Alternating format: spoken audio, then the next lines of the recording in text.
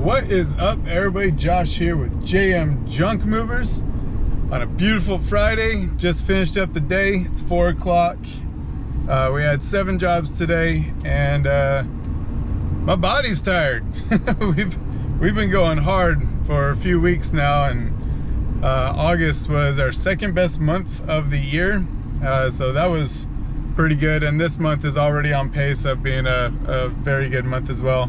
So I haven't slowed down much. I was kind of expecting a slowdown for, school season, which has happened the last 2 years. It did not happen, which is a good thing. I'm not complaining. Shoot, I'm not complaining at all. But I just had we did 3 hot tub demos this week, and I kind of wanted to talk to you guys about how to price hot tubs. I see a lot of people charge, $300 to $400 for a hot tub removal, and you guys are cutting yourselves way too short on that, and I'll explain why. So if it's a small hot tub where you can just pick it up and put it into your trailer, $300, $350, that's fair. Most of the time though, it's not worth the effort on moving a heavy hot tub. Like if it has all that insulation underneath, it's a thick plastic, has all the siding, it's super heavy, so you got to do a lot of demo work, and it takes up a ton of space in the trailer.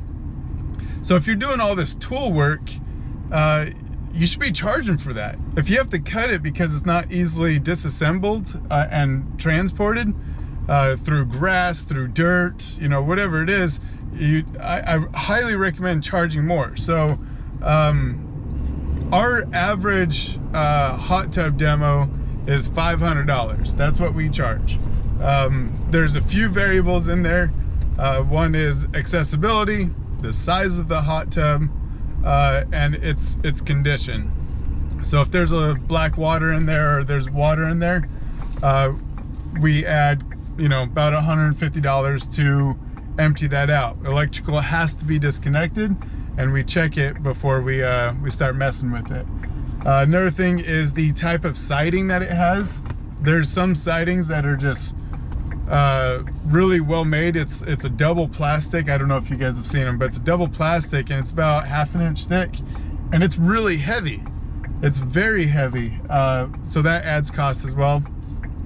Thickness of the hot tub itself. I've had some where they're an 1/8 inch, maybe a little bit thinner, and I've had some where they're just under 1/2 inch everywhere. Really well made and very heavy. So that's something that we add charge to. That's unfortunately not something that we know until we start cutting. So as a disclaimer to the customer, I always mention, once we start cutting it, this may be a variable. Most hot tubs are on the thinner side, but we've had a few that are extremely thick, and it burns through blades, guys. It burns through blades, and you got to have a respirator on, everything, because that burning plastic is just all over the air, and it takes a long time to cut it. Now I've only moved one hot tub where I didn't have to cut it, or I didn't, I chose not to. And we were able to just stick it up on a dolly. It was a little like 3-man, super thin, didn't have all the insulation underneath, and we're able to get it out. That was the $300 hot tub, but most of them are pretty intense. Another variable is the accessibility of it. We've had some where they have stone walls on 3 sides smacked right against it, and so it only has one access point. Cutting it's not the issue. It's getting the side walls off so that when you have access to it, you can cut the water pipes and everything, and getting through the insulation, the cords, all of that. So something I would definitely recommend people, if you are charging around the $300 mark, raise your prices and have variables in there. Understand, once you get a few hot tubs under your belt, I think naturally your prices go up. You're like, holy cow, this took up 1/2 to 3/4 of my trailer, depending on what trailer size you got. It took us an hour, hour and a half, 2 hours to cut up. It cost us $20, $30 in blades. drive time to the landfills, you know, all of these variable costs, your price should be, you know, adjusted accordingly. So our variables, like I said, is accessibility, water, thickness of plastic, side panels, and, you know, those are the variables. We require the electricity to be disconnected from the hot tub, and that's it. So take a look at, you know, what you guys are charging for hot tubs, and we get hot tub jobs all the time. We did 3 this week. It's Friday, and you know, so it's not a matter of price. Another thing that I really want to explain to people in the junk removal industry is, you know, whenever people hear, you know, what junk got junk and Junk Kings charge, like, man, they're charging so much. You have to understand the value that we're giving people. We're saving them a ton of energy. We're saving them a massive amount of time.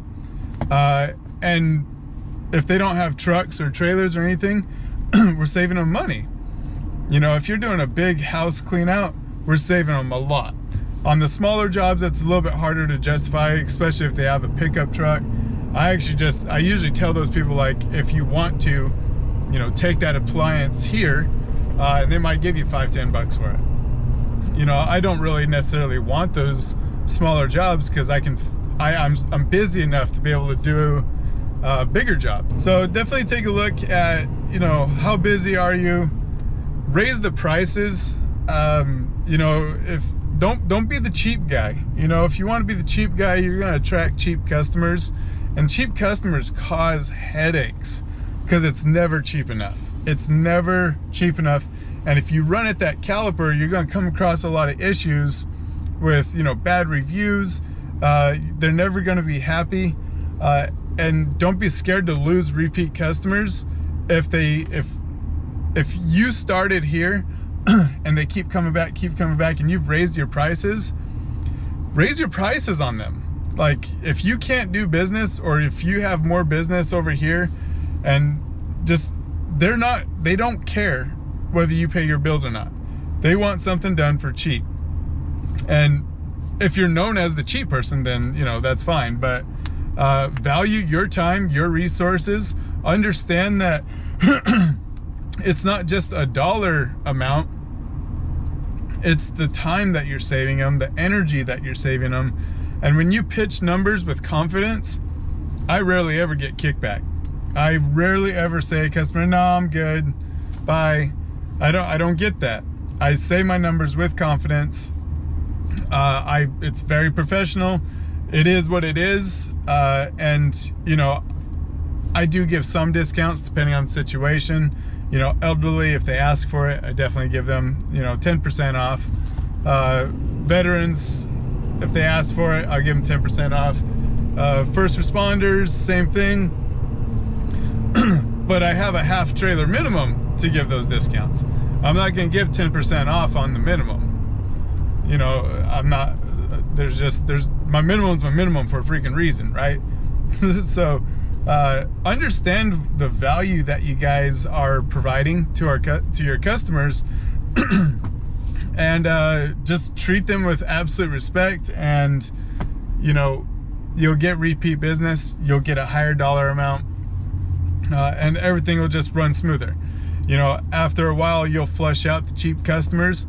You know, there was a few where my prices kept being raised, and the lady was like, she was getting mad at me. She's like, why are your prices so much higher now? I was like, because, ma'am, a year ago, I just started.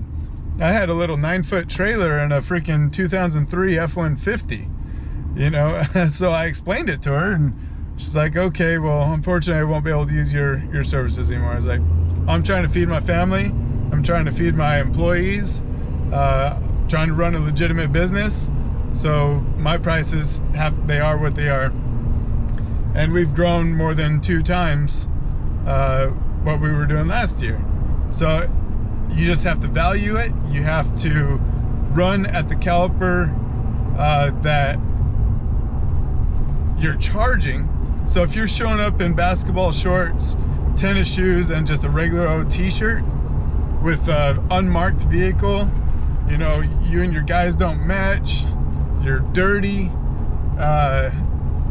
you can't charge Junk King 1-800 Got Junk prices. You can't do it. You have to look the part in order to justify the expense that these people are willing to pay for it.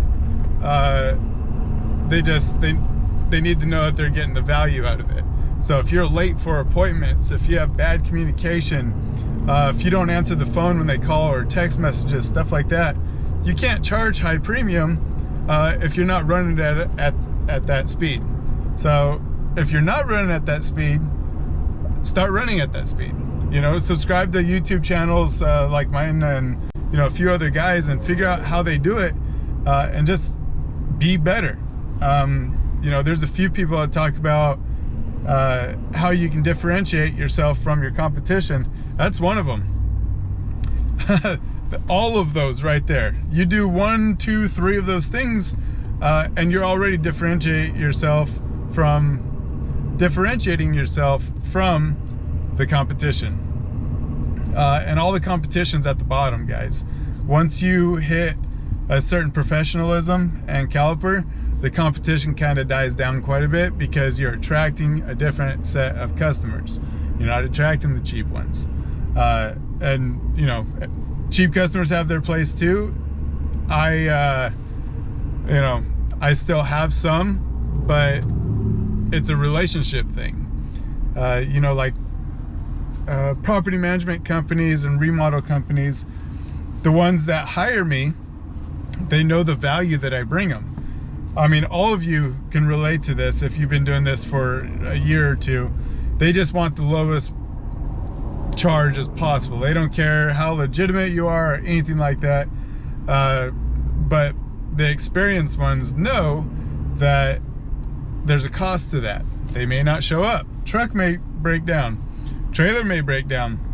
Something's gonna break down. They're not gonna show up. Something. So saving $100 isn't always worth it. Saving $200 isn't always worth it. It's worth paying a few $100 more to make sure it gets done and done properly. And so my property management and remodel companies that hire me understand that. And that's the difference, guys. You just gotta set yourself apart, run at a high speed. You know, if you're done by 11 or 12, figure out what you can do to get more business. Go out there. I can't tell you how many jobs I've gotten from flyers, from putting flyers on doors. It's been phenomenal. I just put an order in for a dump truck. Super excited about that. Hired 2 new guys. One of them starting on Monday. Another one starting. Stand by. Sorry, guys. That notification I just got was for a bid I did for a car dealership. They have this attic space, 100 yards, 50 feet wide, all kinds of paperwork, all kinds of junk. They had lawnmowers up there, like a lot of stuff going on. I did a bid for them last week, and that notification was to follow up. Something else that sets you apart, guys, following up. I just called him. I said, hey, did you have any questions on the estimate I submitted last week? And the reason I waited a week is because he was out of town until Wednesday. So I told him I would call him on Friday. So he said, nope, everything looks good. We're gonna go ahead and go with it. And got on the schedule. So that was a $6,000 bid. Probably take 1 day if I pull in enough bodies. 2 days if I try to skimp on the bodies a little bit, which I probably won't. I'll probably take 5, 6 guys there, and then rent at least 1 dumpster. But yeah, gonna be, that's a good job. And he booked it for November, so that's kind of slow season, and it's cold, so we're not gonna be hot, burning up in the attic of their office building, and we're gonna be cleaning everything out. We're also doing a shed demo for them in their back. It's big. It's a big sucker. So we don't have to worry about snakes or wasps or any of that stuff. But another thing, guys, follow up with your bids. We get them all the time. Just a phone call. Even small ones, like customer calls and they got 2 couches. Follow up the next day. Hey, just seeing if you got this taken care of, or if you had any questions, or if you'd like to get put on the schedule and we can get that taken care of tomorrow or today or whatever your situation is. I'd probably say a good 25% of my follow-up on the smaller jobs I land just by following up. So that's another thing that, you know, can separate you from the competition. But anyways, hope everybody had a fantastic week. Have a phenomenal weekend. I'll probably get this posted tonight, hopefully. Anyways, you guys have a good one. Thank you for watching my videos. If you can, like and subscribe.